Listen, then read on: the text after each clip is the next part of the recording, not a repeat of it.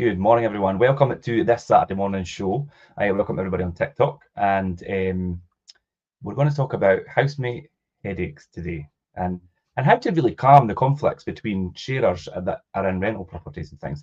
And I know maybe sometimes the conversation will lead quite a lot to maybe HMOs and things today, but sharers, I mean, have become a lot more common, and I think more and more people than ever are starting to think about sharing rental homes and keep rent. As rents keep rising, to kind of share the cost, and also along with the supply continually falling short of what the demand is at the moment in the private rented sector.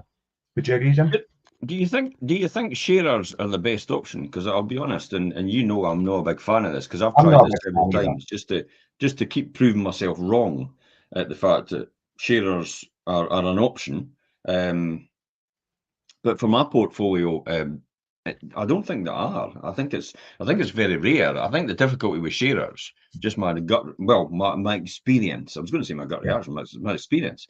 The challenge with sharers is they're best friends somewhere else, and, in their day-to-day life, and they think they could actually live together, but they don't know how each other interact and how they live together. And one is like Spiffy and one's like Fleabag. If you ever remember the cartoon when we were younger, Spiffy and Fleabag, the cat and the dog, and the Odd Couple, that was it, but in cartoon form. So it's like that when they move in, and then the next minute these dynamics just get thrown out the window completely, and often the landlord's left picking up the pieces, or the letting agent, or the investor. They're left picking up the pieces because the conflict between sharers and the rental property is quite difficult and quite challenging. Yeah, but right. Then as well, Richard, you've got to understand as well. You've got, and we're going to talk about these subjects. So if you're a landlord or investor, you're probably better to tune in here and listen to this, because it's going to give you I'll be honest, it's going to give you a masterclass in what you should need to know. It's like 30 odd years of experience in this. Could count for something, I think. Sharers, student and HMO properties is sometimes a different kettle of fish. Whereas I'm talking about sharers in the capacity of two people moving into one 2-bedroom flat, and they have a bedroom each. One has a bigger bedroom, one has the smaller bedroom, and there's where the conflict starts straight away. Yeah. Because it's like, have you got the bigger one? Have I got the smaller one? And then one gets in tow with a partner after a disco or a pub at the night, and the other one has to make themselves scarce. It's the Jack Lemmon and the Walter Matthew thing, the Odd Couple, isn't it? It's like, what is it? The Apartment, the film was called, or something like that. Jack Lemmon and Walter Matthew, The Apartment. Aye, that's years ago. I'll take my back. Aye. That's for me. But no, you're absolutely right about sharers, and I'm not a big fan, but it's not to say that you completely exclude them. But you're right, that relationship is, friends think they could live together, and when you live with somebody, it's completely different. And it's even part of like a process when we do referencing and things, and it's not to discount new couples, but even new couples that are moving in together for the first time. Is that going to work? I mean, you've never lived together, and speak from experience, when you move in together, it's completely different than. Do you know what I mean? So that's the kind of same idea as well. New couples and friends and things, for the first time with living together, if you're sharing your home, you'll come up against a lot of different challenges that you didn't expect. I'll take you back to my personal experience when I was younger, when we were looking for our first rental property. And I think Elaine and I was probably about 18 years old. And when I look at 18-year-old now, I look, of God's sake, they look about 12. So I then realised what I would have must have looked like to the person that we went to for a rental property. And this was our first, it wasn't our first attempt at moving in together, because we're already moving in together, but we were at our auntie's house. So we were just trying to find a place of our own.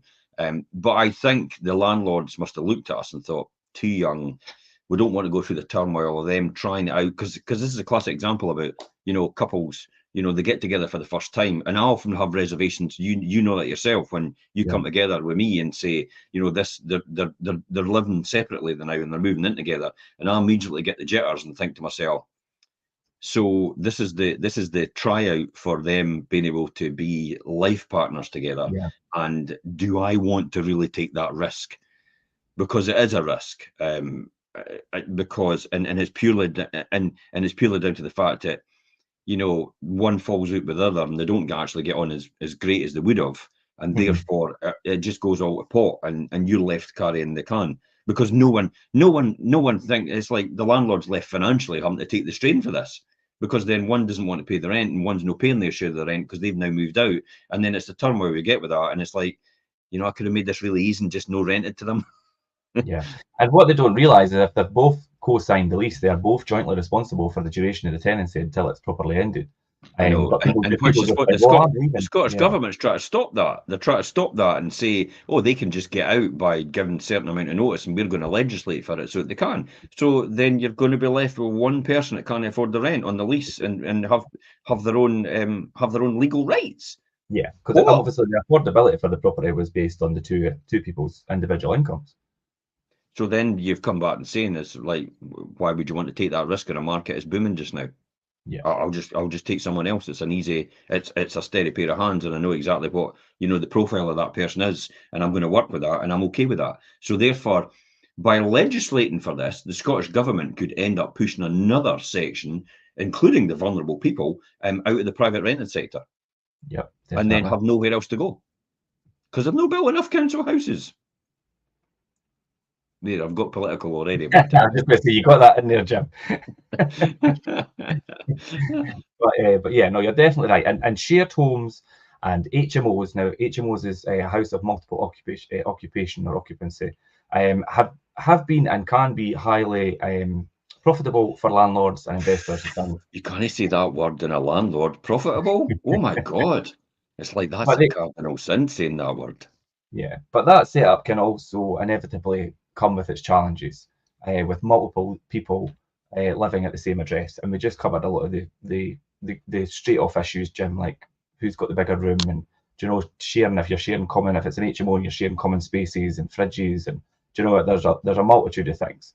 And whether you're already renting to sharers or just maybe considering the idea, it does make sense to obviously think about the repercussions as a landlord and really plan for peaceful homes and diffuse the disputes easily.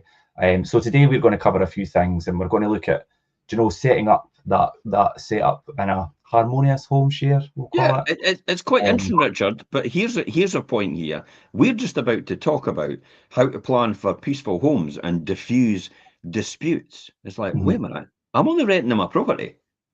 I am not their social worker. That's from a landlord's point of view. Yeah. Think about that. And yet, that's what we're asked to do as landlords.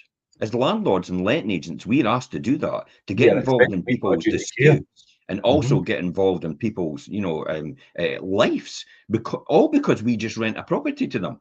But do you do that when you rent a car? Do you do that when you rent, you know, anything else you rent in this society? When you rent, I mean, when you go to Enterprise, or you go to Gold Car, or you go to, you know, it's just like they didn't go, well, remember, don't be antisocial in that car. It's like, because we're responsible for your behaviour in that car. No, you're not. That comes under the criminal law and the police. And it's exactly the same. But it's amazing how that's interpreted a lot of the times and focused on landlords as if they're responsible for the person that lives in their property. And I mean, registered landlords and as a registered letting agent, you're bound by what's in the lettings code of practice, and in there is duty of care for tenants and things as well. So, well, there's a duty of care as if obviously you have to make sure that the place is wind and watertight, and that's fine, and that's what we are responsible for, just like a car owner or a lease company would do as well. But when it comes to people's behaviour, it's like, okay, they'll live in one of my houses, but I'm not responsible for their behaviour. That's themselves. I'm not their mother or their father at this point in time, and I have never been. I'm renting them a house. I've done my due diligence. I've done my referencing, all the rest of it. I've checked with previous landlords. I've checked Facebook. It's like they rent their house, looked at the other property. I've looked at their aliases, and I've also looked at the people they go about with on Facebook as well. And I'm quite happy. Yeah, they'll be okay. But sometimes it just goes pear-shaped, and then that's when it all goes wrong, and then you start getting blamed for it. Yeah, I think a lot of like the obviously managing the noise of like guests and the harmonious house setup like we talk about, and even like when it comes down to the household chores and shared spaces things, does relate a lot to HMOs. And that's where HMOs can become a bit of a headache and a lot of work involved. I know obviously there's a few agents up in St Andrews where HMOs is prominent in Fife. I know I know what they have to do dealing with all the HMOs, and it's a lot of work. Which is why St Andrews has become a bit more draconian about HMO legislation and the licence and handing them out to people, and actually then looking at how the impact is on people's streets, which is quite right, because you can't just put five sets of students or something like that, have just started college or uni for the first time, and they're ready to go, and they're all wired and fired, and all their hormones are firing off full cylinders, and the party season, because that's how people look at university. Funny, university is there to be educated, but people look at it as a life experience. And they do, definitely, yeah. And yeah, it's like, as far as I'm concerned, it's like, no, you're meant to be learning. But see, people take it as a life experience, don't they? And then that's when it starts to overflow, and that's when you have to get involved in it as a letting agent or a landlord, whether you like it or not. Hence the reason why I don't do HMO for myself personally. I don't get involved in that. I'm not interested in it. There's enough business out there for mainstream residential renting, especially, and share homes as well. Share homes is few and far between for me personally. But we're going to talk about this because I've tried this all throughout the years, and this is probably the top tips to look at if you're definitely trying to calm conflicts between sharers of rental property. And even possibly when we talk about sharers, we could probably extrapolate that into taking into account neighbours. Yeah, neighbours and family units and things as well. And we'll also finish up today talking about what if, and you mentioned it briefly there earlier, Jim, what if someone wants to leave, if one person wants to leave, so we're going to cover that as well. And what you'll probably discover today when we're talking about this is that the situations can be resolved, and often without too much action from you and beyond, and then that correct setup as well. And we're obviously going to implement a few encouraging words as we go. It's no doom and gloom, but there is situations where you need to be able to have the knowledge to be able to challenge what the issue may be. And first, how did you get started in setting up that sort of harmonious relationship between sharers then? How do you do that? What's the best way to approach this?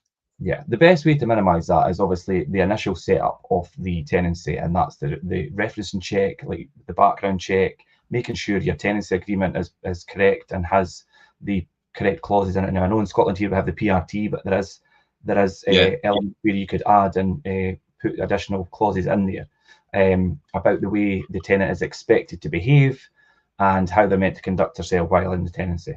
And it's all, the key part is all in that first reference stage and getting to know the person and their background and doing the proper checks. Like you said, Jim, if it comes down to checking Facebook and things to get a wee bit background or a better insight into who these people are. Also, and we've come across this a lot over the years, is people's guests, overnight guests, or people just coming visiting the property. Make it clear where the boundary lies between someone staying overnight and obviously staying at a longer period than what they're supposed to, and obviously how they conduct themselves while they're a guest in the rental property. I believe that's in the PRT anyway, but I think just to kind of have those conversations from the outset so that the tenant is aware of what's expected of them. I've had it recently actually on some of the Facebook groups where someone's actually said, I've got a tenant and they've moved a partner in, their partner, and they've no had permission from me. And I'm like, well, they don't need permission from you. It's like, this is their partner, this is their boyfriend or girlfriend. Yeah. So you're not their mother or father, you're just renting them a property. And they don't need, you only need permission from you if they want you to put them on the lease. That's all. Other than that, they could have anybody staying there they want as long as they don't sublet it to someone. This is where it falls into people trying to micromanage tenancies. Yeah, it's like I'm not there to manage your life. You just look after the property. You don't be antisocial with the tenants, and you just pay your rent. And what happens from your day-to-day life has got nothing to do with me. Yeah, I had a conversation with a couple yesterday, and they're considering, they're not too sure, letting sales and things. I was having that conversation with them. She's got a real connection to the property. It's her granddad's. He's had it for 60 years. And Wouldn't be renting it then. That's what I says to her. I says, how much an emotional connection do you have to the property? She went, very. I says, this is what you're going to have to think about, because if you enter into this with tenants coming in, and I'm not saying they're going to do any damage, but they will live completely different from how it's been in the past. It doesn't matter, Richard. Yeah. If there's anything, if there's a one hair out of place in that property, that person will be in tears at the end of this tenancy, or even at an inspection.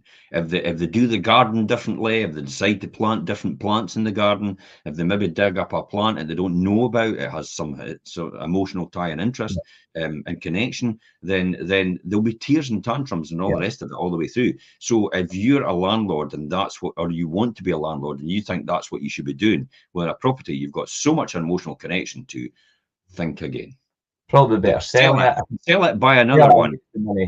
Sell it, buy another one, and then rent that one instead, because this will just be totally take over. The emotional tie and the heartache and the stress that comes with it will be overwhelming for that person. Yeah, I would totally agree, and that's the conversation I had with them, because I've seen it happen in the past. So, and then also, in reference to maybe HMOs and things, the household chores and things, and clarify the details on if there's a cleaning schedule, and using like shared areas, kitchens, bathrooms. Do you know that's never going to work? I know, it's quite difficult. You're always going to have somebody that's lazier than the other person, and just can't be bothered. It's and they're when here's a classic example. I'll take you to get your car before 10 o'clock, but I've got a live show at 9:30. I need to be back before the live show starts. It's like saunters out his bed. 9:15, right? Wait, no, because I told you it's like that's to be done. So you should have got up at 8:30, and it's like, objections and stuff, and it's like, well, wait a minute, it's not my issue. It's the fact that that's the deadline you were given. So see how my information is completely different, or my way the world works is a completely different way the world works from my son's way. Let's just point the finger. I'm not going to tell you which one it was. but that's what happened, and that's just life. That's how people are. So as someone like me just has to accept that and think, yeah, that's just how people are. If they want to be like that, that's fine, as long as it doesn't then impinge on me, and then it becomes my responsibility. It's like, well, wait a minute, when did it become my responsibility? It's like picking people up at the airport. All of a sudden you've agreed to take someone to the airport, and the next minute you're committed to actually being there on time, having your car working at that time as well, getting up first thing in the morning to do that for them, and then you're responsible for getting them on the plane on time as well. All because you just said out of favour, it's like, I'll drop you off at the airport, you don't need to worry. I'm going to play this back to my mum, because I get rocked into taking her to the airport, and it's like, do you know how much of a commitment that is? But anyway, but yeah, you're absolutely right, Jim. And also noise is a big thing, and I know obviously there is times, quiet times, that should be obviously put into that are in the tenancy agreement, and noise and things and consideration for neighbours and that is in the PRT. If you're out with Scotland and things, you can obviously implement different clauses and things additionally for quiet times, and include things obviously like music, televisions, even moving around, and you could even have like preparing food. I mean, it depends, obviously. I mean, this is where we get into, I think it's a wee bit like nitty gritty micromanagement. But obviously, here's an interesting one, Richard. You supply the television, and you're responsible for the TV licensing. Exactly. That's you could argue that, yeah. And I say no. I've maybe supplied you with a television, but it's your choice to watch the television. And when you're watching the television, you have to be the person that makes sure you've got the television license, because that's what they say straight away when you do it online, isn't it? Do you have a television license? They're not asking, do you have a property and have a television license? You're asking, do you have a television license? And then they say yes or no, and that's what I think determines it. So even though, because we used to get picked up on this as well in the early days, way before we had the clarification, I'm talking about 25, 30 years ago when we first started, we used to put aerials up for people for their television, and we'd put an aerial up for the television, and then the next minute they would go, but the aerial's no working now. All right, okay, but it's no. All right, I'll put a new aerial up then if that's the case. But then it's like you've got Sky TV and everything. So why do you not just use that? Because that's what they're using. But it's like, no, the aerial's no working, so I've got to go and repair it. So I've supplied it, so I have to repair it. But then if I give it as well, the aerial, then am I implying that I'm responsible for somebody actually try to pick me up on it and say I'm responsible for the TV license? No, I'm not. I had one like that a few years ago as well, in Cooper, I think it was, and there was no aerial for the TV. But then it falls under where the landlord's not responsible for providing entertainment. If you don't provide the aerial in the first place and it's not there in the first place, it's not your responsibility then to give them an aerial, because that's how you rented the property to them when they saw it. They should have sought clarification and agreed that in the negotiation in the first place. So that's not part of your tenancy overall, because it wouldn't be on the inventory either. Job done. No. Yeah. I think that's the important thing about doing inventories then, isn't it? About the fact that, when you do an inventory, they sign that off. If it's not got the aerial there, then it's like, well, I'm not responsible for it because it's not on there, and you knew that and you signed it off. Yeah, and inventories and condition reports, still, they're not mandatory. You don't have to do them, but by God, if you've not got one, you'll regret it. If it comes to not being able to prove or have a true reflection of how the property was handed over to the tenant. Yeah. I had somebody yesterday on the phone to me sitting saying, I'm going to rent the property to my friends. And it's like, and I says, so, okay, so are you doing the PRT and everything? And it's like, yeah, we've got it all in hand. I says, but what experience have you got in renting? You've got no experience. I says, I'm only looking out for you, but, have you got the moving pack sorted out? What about the other 150 pieces of legislation you've got to contend with? Have you got the smoke detectors, the heat detectors, you've got the EICR, you've got the gas certificate, have you got the Legionella certificate? Have you got the lead pipe testing now? Yeah, I know. Like, all these different things. And then he was going, oh, all right, okay. And then he came back to me and says, oh, well, maybe changed their mind. It was maybe a bit hasty. And I says, yeah, you're taking a huge risk. I says, what happens? I mean, you're talking to me as you're going to come back in 2 years' time. I says, what happens if they decide to say they're no moving in 2 years' time? And then it's just, oh, here it is. I'm just covering the mortgage. Oh, no, you're joking. Your capital repayment? Yes. It's in your own name, isn't it? Yes. And you've got a mortgage? Yes. I says, you'll be facing a tax bill under Section 24 without you even knowing it. And even though you're not making any money because it's just covering the mortgage. And he went, what do you mean? And then I explained it to him, what that means. And he was like, oh my God. And he'll be due another 180 quid a month in tax, even though he's not making any money. And then Yeah, 180 quid in tax he'll have to pay, and he's not making any money on it. It's just covering his mortgage. So he's going to have to pay 180 quid a month and no actually realising that he's going to be caught out. And then he's got the chance that the PRT and the government changes the legislation. It's going to be more difficult to get somebody at the property if you return, even though you're wanting to stay in it. The First Tier Tribunal will probably end up turning around and saying, no, just to prove a point. So you've got to really think about, do you really want to be a landlord? Because I tell you, at this point in time, I've even put myself off. But then, Jim, the reason that you have got a letting agent to do it for you, and I mean, I know you keep up with lettings and I don't want to be a landlord. I just want to be an investor now. Yeah, and I mean, part of what I do, obviously, even to keep our letting agent registration valid, I have to continually do training and things through Landlord Accreditation Scotland to keep it up, or I don't get to renew my. Thank God I don't need to do that anymore. I genuinely, I'll be honest, Richard, and it's going to send the shackles up a lot of landlords that are self-managing. I genuinely believe that every single landlord now should be using a letting agent, and the government should control the letting agents. And it's not because I've got a letting agency. I think it's an easier, manageable way to make sure that all the standards of the properties are actually kept up to speed, and someone is actually going to be accountable for this, aka the letting agent. Yeah. And therefore, you can't just, because you're dealing with, I mean, in Scotland alone, you're dealing with 250,000 landlords. Yeah. It's like, how difficult is that? Where, as if you look at the letting agents in Scotland, maybe 900, 800, something like that. That's an easy gig if you legislate and say you have to be using a letting agent unless you've got extenuating circumstances that you can. Like, you're in and out of Hebrides and you're the only person there for the next 100 miles. So therefore, you have to do that, or it's part and parcel at the rental as part of the employment. These sort of things that could be exempt. like on farms and things. Yeah, but I definitely think that's going to be the way forward, and I think the government's going to end up doing that eventually. So if you're a self-managed landlord at some point in time, you're either going to have to make sure you're a qualified letting agent, or you're going to have to make sure you've got the money to use a letting agency, because a lot of people actually don't. They're on the border. It's just as long as they cover the mortgage. There's a lot of people you'll not be covering the mortgage, because I tell you what, you'll be paying tax on that as well, just for covering the mortgage, and you'll also end up worse off. So don't do it any day. Let's get back to this about the harmonious house sharing and what could do that. What about things like noise and stuff like that? You know, how do we get involved in this? Yeah, I was just saying about noise, and that is one of the big factors, and it's always important to make sure that you have that laid out very clearly to the tenants what's expected of them. And like I say, even if it comes to people's voices, music, television, and then like I say, it can get into the nitty gritty when you're doing HMOs, like even preparing food at certain times and things as well, because you've got to think about other people in the property. I love mobiles. You know why I love mobiles?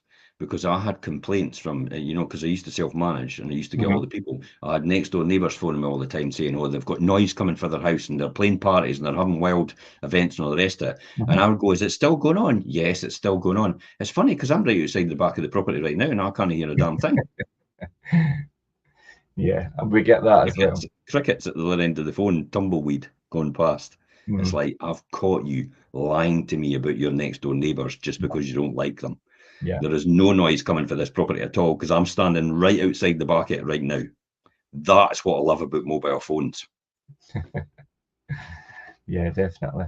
And also it's worth, I mean, obviously here in Scotland, I mean, if you're watching out of Scotland, we've got the PRT here in Scotland, obviously in England and Wales and things, it's different. But remember, you can make amendments and things at the point of the contract. You could add things into the PRT, and if you're in England, things you could make amendments. But remember, after that's been signed, you can't add things to that. Only at the point of renewal, you'll be able to obviously review things. So make sure you've got everything in there that you need before the tenancy starts. So this then takes me to the next question then. If we've got this sorted out and we've got the harmonious house sharing, when it does go wrong then, between tenants, how do you get them to how do you get them to talk again? How do you get them to get back on these talking terms? How can you get them to talk? Because some of them bury their head in the sand about anything and everything. And we have that because of the market I deal in sometimes, and the inherent market that I've actually inherited with the portfolios I've bought. So sometimes I've got all these challenges with people that just don't talk, and things are broken down between them. So how do we deal with that? So unless one of your tenants has expressly broken the terms of the contract, then your best bet, when there's friction between people that are sharing and housemates and things, is to try and help them resolve things, and encourage them to obviously kind of settle the differences.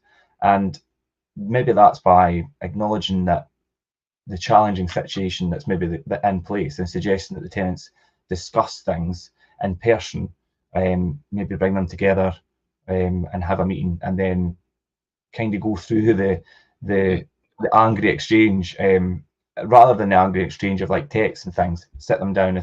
Then you enter your social work stage. And then sometimes you might have to go to the extent of actually getting a mediator to get involved. Mediation's a really good one, isn't it? To refer people to Fife. Well, in our area, it's Fife Mediation Services. And they're experienced mediators who can cooperate between both parties, especially when the relationship is broken down between neighbours. And we've had it in the past, haven't we? Where we've had that, we've referred it to mediation, and the neighbours refused to, because they don't want to repair the relationship, do they? No.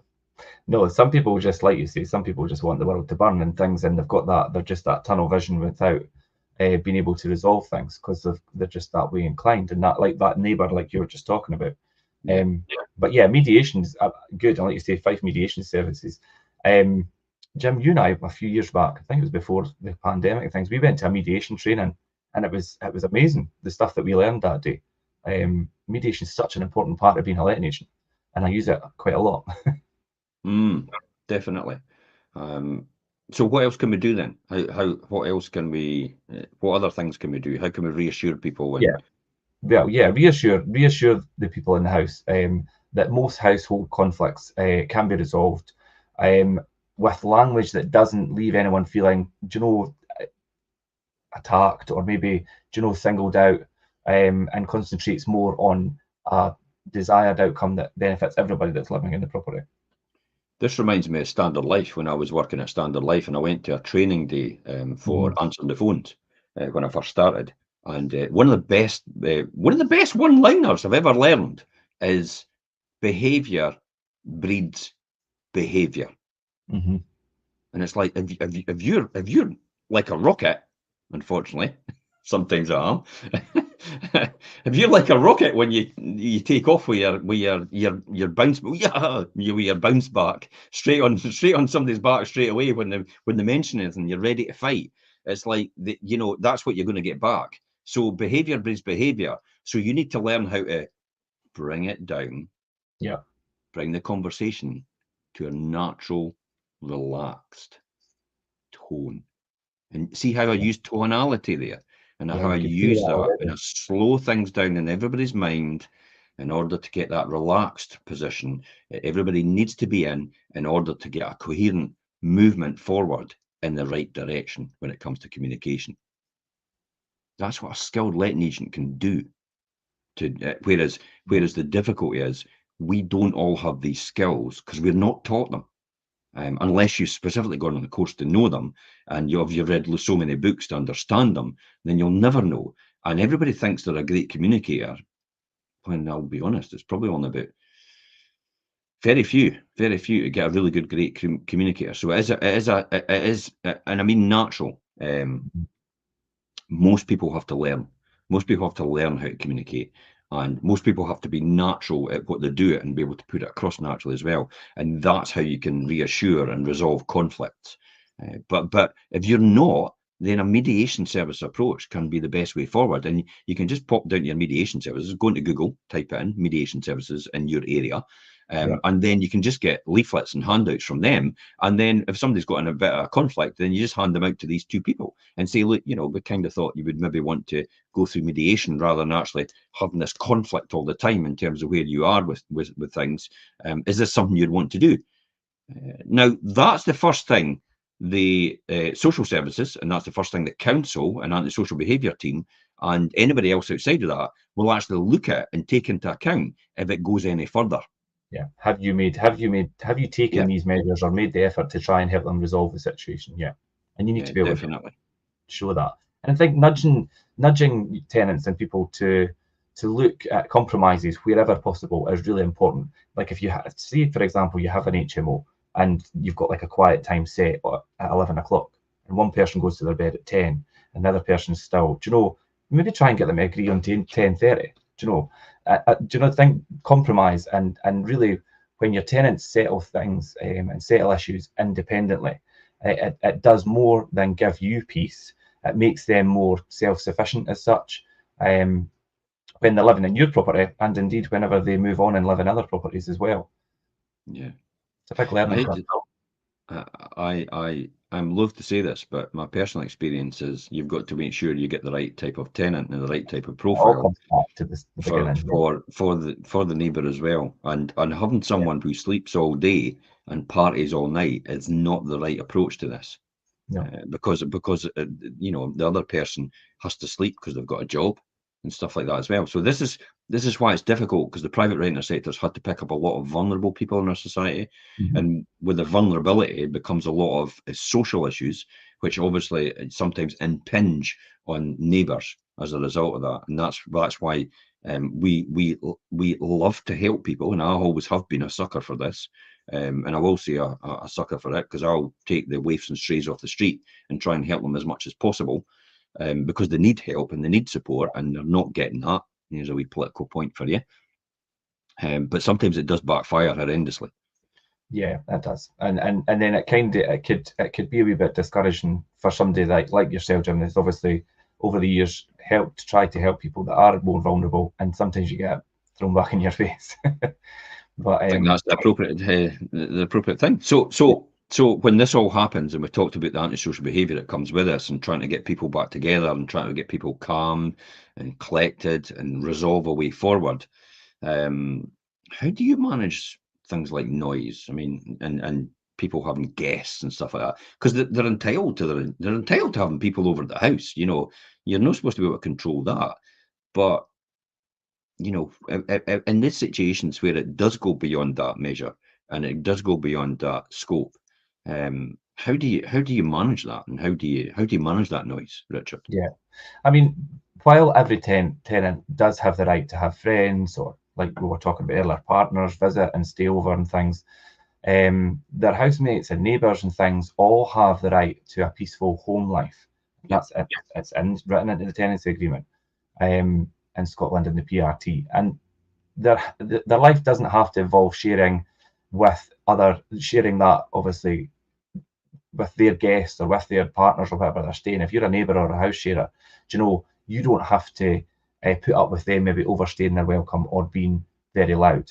And you can predict maybe a lot of scenarios, but if you can clarify a few things that cover the most common areas of disturbance, like for instance, if a guest staying longer than 10 days in any 6-week period, do you know, and this comes into this comes into subletting and also can affect insurance policies and things as well.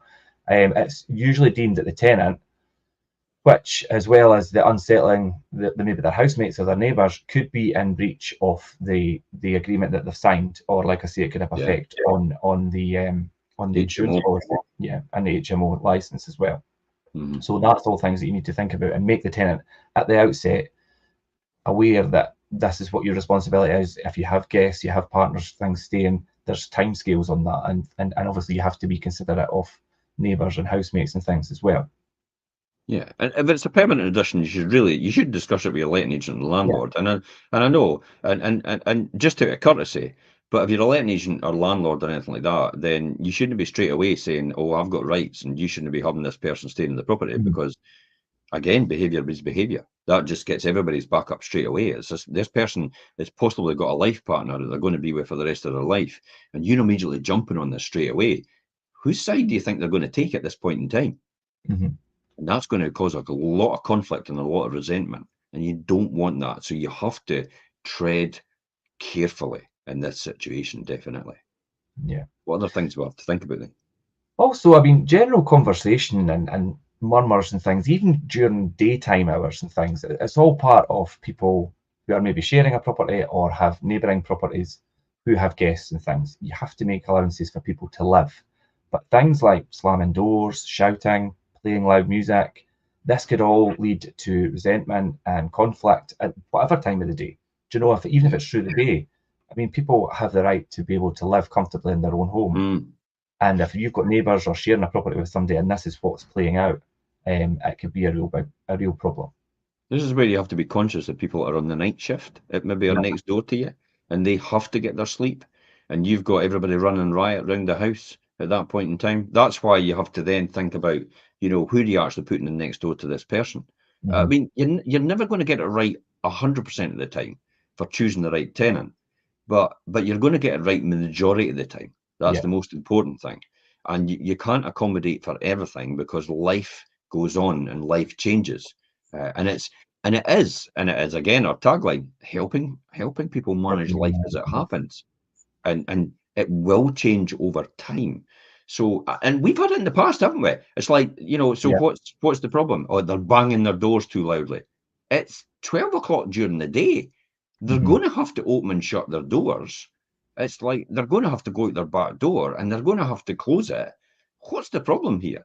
And more than likely, when it gets down to that, they're banging doors so loudly, it typically is usually they just don't like the person, or they just like their own peace and quiet. But it's like, if you want your own peace and quiet, go and live out in the countryside. Oh, I hear you say, I can't afford to live in the countryside. Well, that's no our issue. That's where you've left yourself. You are where you are because of the things that you've done in the past and the things that you've not done, and that's why you're living in, possibly a 2-bedroom flat, and somebody else is living in the countryside in a 2-bedroom cottage, because one's worked really hard and educated themselves and put so much, effort and money and saved every penny to get that cottage in the countryside, while the other one's just, not really bothered about anything and just taking it as it comes. That's why you are where you are. Yeah, and it's always worth as well, I think, whether if you live in apartments or flats and things that are really close together, or if you are indeed sharing a property with other people. Do you know, if you're going to have friends over, you're going to have, do you know, maybe if it's a birthday party or a dinner or something, it's always courteous and just kind of neighbourly, I suppose, if you're talking about next door neighbours, to make them aware, I'm going to have people round today, we might go on a wee bit, but don't worry, it'll not go on too long, or, do you know, and it just builds up that relationship and that rapport with whoever you're sharing or living next door to. And if you're the next door neighbour, the next question out of that should not be, well, how long's that going to be then? When are you going to be finished? Because that is not what you should be doing. You should be thanking them for even the courtesy to actually say to you, you know, I'm having the birthday party today, just in case you hear a wee bit of noise. You know, we'll probably be finished about 5 o'clock.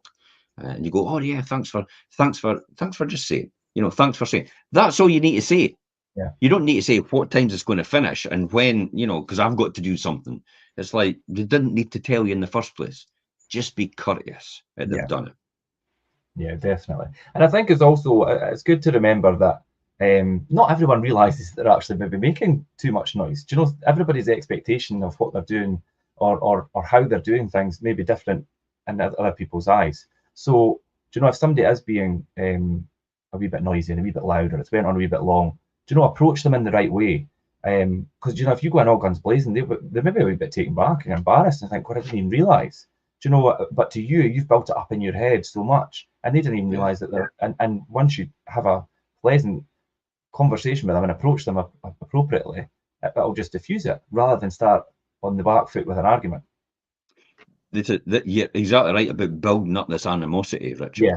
It's like you probably need to resolve it pretty quick and just say something, but say it in a nice, calm fashion to your neighbour, whether it's upstairs, downstairs, or next door. And then just resolve it that way, rather than getting the broom handle and just knocking it against the floor or knocking on the wall or stuff like that. That's not the way to approach this. It's just a simple. I don't know if you realise, but it's like, you know, there's the walls are paper thin.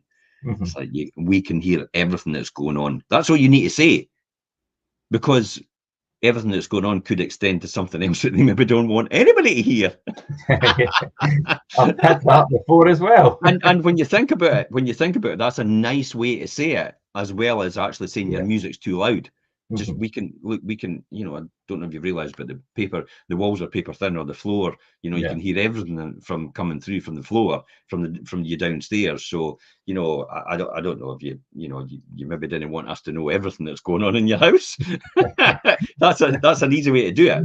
But then it's also a nice, calm way of initially just soft closing the fact that your music's too loud or you're shouting and all the rest of it, without actually saying the conflict, you know, right on the button and arguing about it. Yeah, definitely.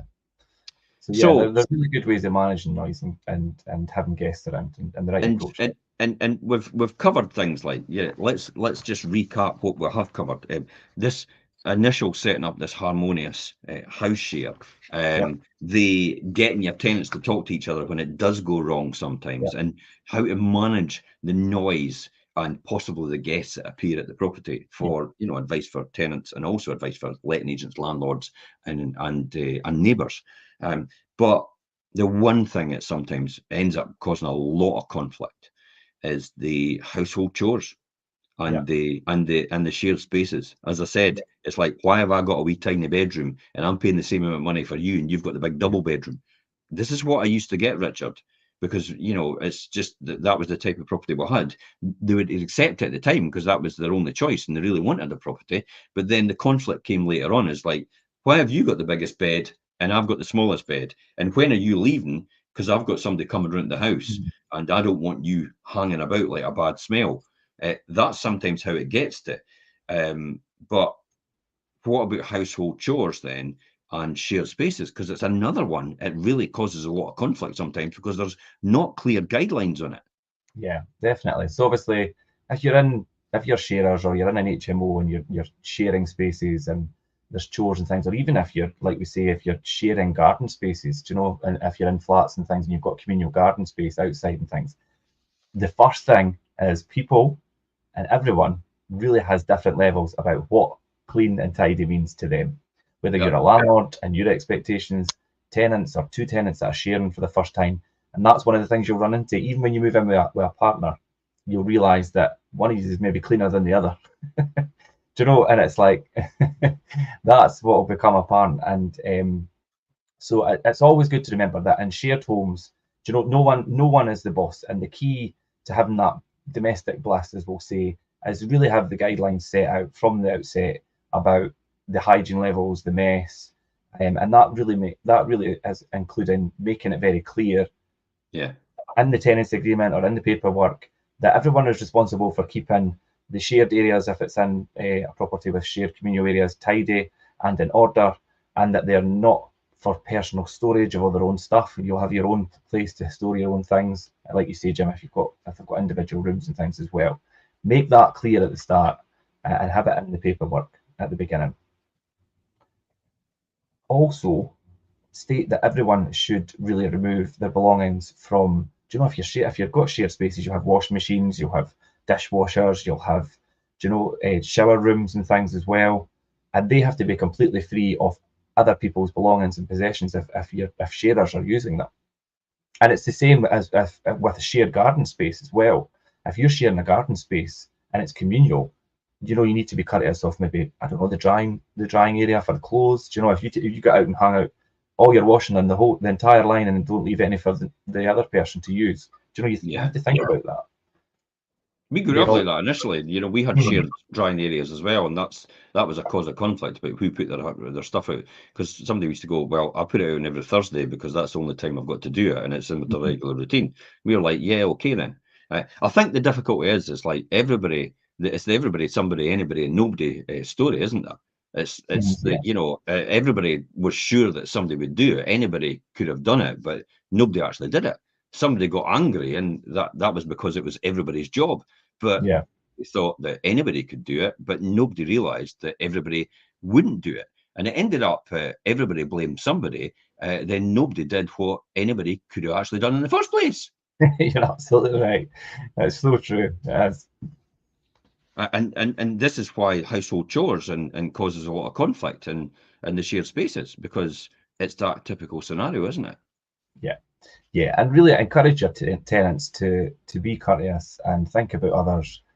Maybe even set up a rota for chores or these shared spaces in HMOs, or like you say, if it's shared drying areas, you know, have each person agree on certain days that they do the washing if it's not a very big area, and divide the days up or tasks up that work for everybody involved.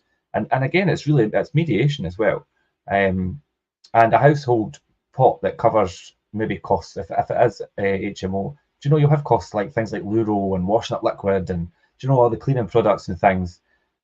Have them do a household pot that covers that, and they all contribute to it, and then that way everybody feels that they all obviously feel that they're equal in things as well.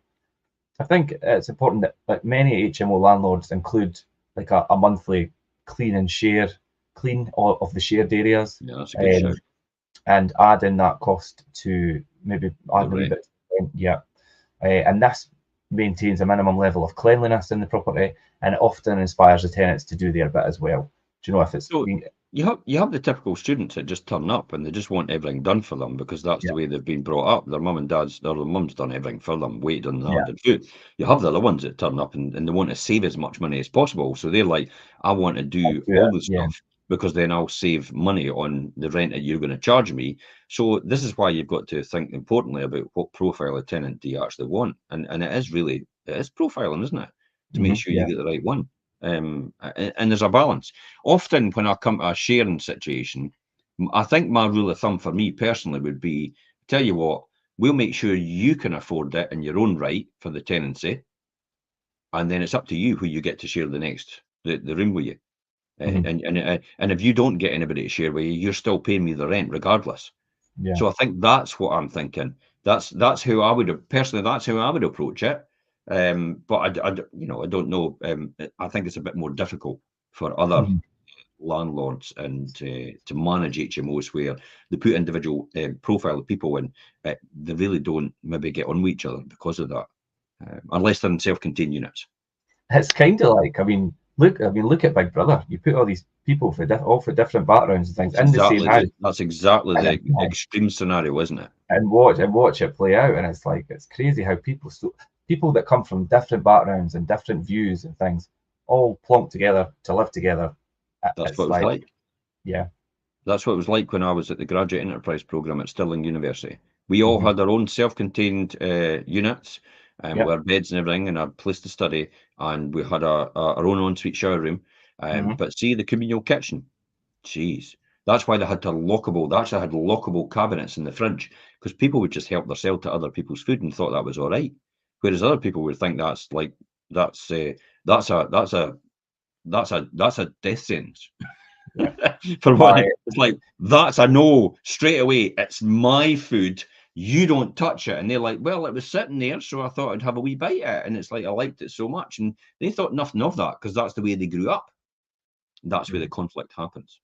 This is where it comes to then. To go to uni just now, and that's the exact setup. It's like there's 10 ensuite bedrooms, and they've got the communal areas. And this is where it comes to this final part, where you really don't want this to happen. But what happens if someone wants to leave then? What happens? Yeah, I did say we're going to round up on obviously tackling that issue. If someone wants to leave, how do you actually approach that? And very occasionally, the situation between tenants can be unresolvable. Do you know, if you've done all the mediation and you've done everything, and you think you've exhausted all that, and it can feel like the only answer is for somebody to leave. And the question is, well, who should go? And how do you approach that? Do you know, these are all the things you need to think about. And I think firstly, try stepping in to find a solution, which we've spoke about, the mediation, or putting them in touch with the right mediation services. Your outside perspective may help them. It may help you or your managing agent to come up with something that works for everyone. I mean, it certainly does for us in that situation if you approach it like that. If you don't have any luck doing that, do you know, offer the bother some tenant the free exit, or tell them that you won't be renewing their contract. And obviously then the prospect of them having to move out could be the motivation they need to possibly change. Do you know, if you put that to them, say, look, if this isn't resolved, you're going to be the one that's going to have to go here when it comes, do you know, when that comes around. And that might be then the catalyst for them to think, right, I'm going to have to change here, or I'm going to lose my digs, basically. Or it might be the beginning of the resentment towards everybody else in the house. And the fact that, you know, why am I having to leave when you know, because they see themselves, obviously no one wants to think they're the lowest of the food chain at that point in time, do they? But that often is the situation where they're the most antisocial, and they're the ones that would go, and they're the ones that would have the most beneficial effect on everybody else. It stays by them leaving. So I think that's where you're right. The bothersome tenant, you know, giving them a free exit, or I mean, you can still tell them they won't renew a contract, but that's only in the English market. In the Scottish market, they've got a PRT. So they're kind of caught between the devil and the deep blue sea, and the government is trying to resolve that situation by putting legislation in place. But the problem with the legislation in place is it's not really a one-size-fits-all legislation when they're actually trying to do that, and it will probably cause problems somewhere else in mainstream tenancy renting as a result. So good luck. I always find that regulation ends up making things worse a lot of the times, because the standard of private renting sector has always been good anyway. You just tend to see the media highlights the ones that all go horribly wrong, the situations all go horribly wrong, and everybody takes that as the norm when they see it, because that's what they're seeing all the time.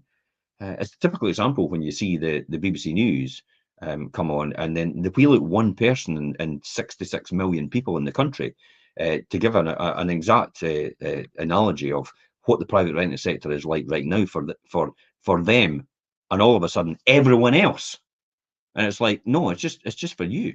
And by the way, don't buy branded goods. Then don't have a mobile don't have top of the range mobile phone, top of the range television, and you know, don't take taxis everywhere, and stop smoking, have a big and TV stop package. drinking, Yeah. and you know, all these different things, and stop buying takeaways. But that's the type of person they wheel out and say this is like this for everyone. It's like it's not. It's not like this for everyone. The majority, the vast majority, vast majority, very few tenants are like this and problematic. The vast majority of tenants are absolutely fantastic. Yeah. The vast majority of landlords are absolutely fantastic. It's just that we get this isolated incident, it gets highlighted and thrown in front of us in the media, and paints it like it's the norm for everything. Yeah, it's not. But yeah, and with regards to people wanting to leave, and we'll wrap up here. Let's have a wee chat about probably the most common issue that we've come across. I've come across anyway as an agent, is that when the tenant, whether it's the upset tenant, and this goes for if it's an HMO and one person has to leave, or if it's people that are sharing, friends, and one of them wants to leave, or partners that have moved in and it doesn't work out, and one of them want to leave, then you really need to look at, right, okay, if they're wanting to exit, they are still liable. Now, HMOs and normal residential property and things in Scotland all have the same contract. It's a private residential tenancy up here. So if they just walk out the door, sorry, wait a minute, just TikTok. TikTok needs to make sure that I'm still here. If they just want to walk out the door, they're still contractually liable for their share of the rent. And then, like you said earlier, Jim, the affordability for the property was based on these two people. If it's the sharers or the people, the affordability and things as well. So you're left with a wee bit of a situation there. It's like, do you let them then find a replacement, or do you find a replacement, or do you hold the person to the liability for the rent? And you know, so it's like you need to really then, that's where you sit down and have to really troubleshoot what the right path of action is in order to safeguard yourself, because then it could become an issue where you're going to have loss of rent. Yeah, and you don't want that, because it's your, as a landlord investor or as a letting agent, you're caught between the devil and deep blue sea, and you're literally giving somebody a property for nothing now because the rent becomes an issue for people being able to pay it. And this is why it's difficult, and you have to have the skill set in order to manage these situations, or you could be the one left with thousands of pounds out of pocket. And I really mean, if this goes the distance and you have to get an eviction order to remove someone, which is legally you're dutiful bound to get if somebody refuses to leave, and you have to get that eviction order, then that could be up to 12 months.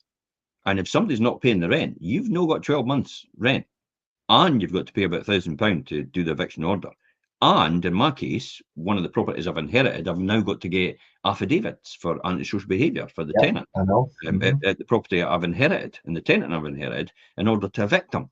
So I've got to get affidavits, which is another £1,000. Now, I knew that was coming, so that was me. And I'm okay with that. So I made a huge upside on the purchase of the portfolio anyway, which way outweighs that. But these are the things, and if 94%, for example, of landlords in Scotland only have one property, and 5% have two properties, and only 1% have three or more properties, then how are they going to afford to be able to take that hit?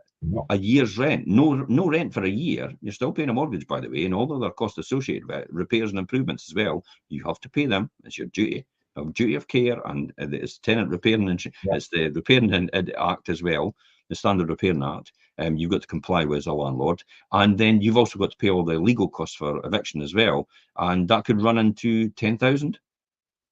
As a landlord, can you take a hit for £10,000? I think the majority won't. No. Yeah, I think not, and that's why a lot of landlords are now exiting the market, because of the legislation being so encumbering, and it's and then that's why the Scottish Government's providing over the highest homeless rate ever. It's nothing to do with the private rented sector. It's everything to do with everything that they're doing. It's causing the problems and the ripple effect that's happening as a result of that. And the situation with sharers and things, and one person leaving, and the situation that you're then left in, I think is one of the most important things to think about and think ahead about at the beginning of any tenancy, definitely. And if someone is already at that stage and in that situation, then feel free to reach out to me. My direct number and my email and things are all in this post and the blog attached to this. If you're in that situation, because it can be very tricky. and to work your way through that can be quite difficult if you've not dealt with it before, or you don't have the experience or knowledge to try and do that. So I'm happy to help anybody that does have that issue ongoing, because I know it does happen. Good stuff. That's it, Richard. That's the hour up. So my final thoughts on this. I'm still not a fan of sharers. I do have, I think, one set of sharers, but they're brothers, and they've shared for years and years and years. They've been with us for years. Actually, I've got two set of sharers, because I've got a mother and two sons who are sharing as well in Glenrothes. And they do have their headaches, but I'm able to mitigate that position because they contribute jointly a rent that's higher than the normal market rent. And that's why I'm able to weather that storm and tolerate that, because I realise if I lose 1 month from one person, it's caught up with the additional rent I go over and above anyway. And it kind of swings and roundabouts. But for you as the letting agent, Richard, I think personally it puts a lot of extra work on you as the letting agent. But so the benefit, I'm not a fan for that reason. Yeah, but the advantage with those ones that you're referring to is us as well, the letting agents, and I know me personally, I have good relationships with these tenants, which makes it so much easier to manage. And that's the only reason I've trusted them to take the property. And when I've been approached by you guys and said, we've got these people, they're already with us, landlords selling, we could move them into your property. Are you okay? They've been with them for years. They've paid their rent on time all the time. They've never been a problem. And I'm like, yeah, okay, I'm fine with that. Whereas if it comes straight off the street and people are actually applying for it and saying they're going to share, I'm very reluctant, very, very reluctant. I've tried it. Just to give you an insight, I've tried it about 6 times to prove myself wrong. How many more times do I need to go through that experience to just tell me, yeah, Jim, learn your lesson for God's sake and stop beating yourself up with it? Yeah, you're absolutely right. And I think the thing to remember when it comes to sharers and HMOs, and they can be profitable, and if that's what you want to do, just make sure you have the correct preparation, the selection process, and the management as well, in order to make sure that it doesn't run as smoothly as it can. And that's us. Perfect. Okay, that's us. Great. Sunday night update tomorrow night. The Fife property market, we'll be talking about that. The Sunday night update at 7 o'clock. Wealth creation show 9:30 on Monday morning. 9:30 on Monday. Yeah, 9:30 on Monday. I'm going to Glastonbury. Woohoo! Meant to be a heat wave next week. Woohoo! To be really nice. And you're also are you off to Silverburn Festival today? Silverburn Festival today as well, which is going. And Methil Gala's on today as well from 12 to 4, I think it is. Methil Gala's on today as well. So if anybody's tuning in and can hear that, then tell everybody else. Methil Gala's on today. Silverburn Festival's on today. Have a fantastic day. The sun looks like it's shining outside. Weather here in Fife is great today. So until next time, guys. Bye-bye for now. Great. Thanks for that, Jim. And thanks everybody for